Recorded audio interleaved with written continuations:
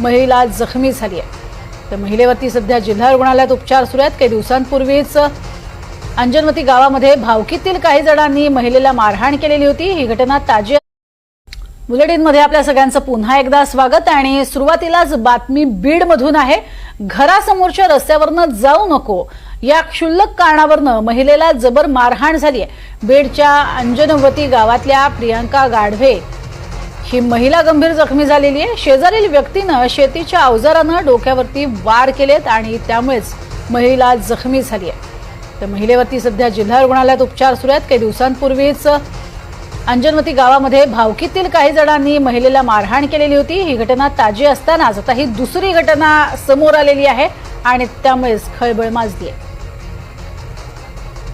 अधिक माहिती घेऊयात आकाश सावंत यांच्याकडनं। आकाश, नेमका काय हा सगळा प्रकार?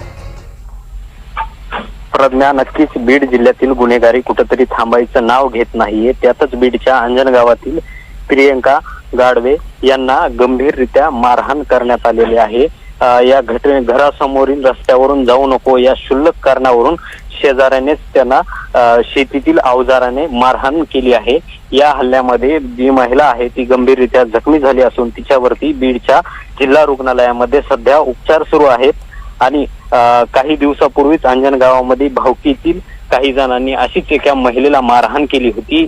ही घटना ताजी असतानाच आता दुसरी घटना समोर आली आहे। मात्र या प्रकरणी अद्याप कसल्याही प्रकारचा गुन्हा दाखल झालेला नाही। तर घटनास्थळी पोलीस पोहोचले आहेत आणि या घटनेचा आता पोलीस तपास करत आहेत। मात्र या प्रकरणी कशा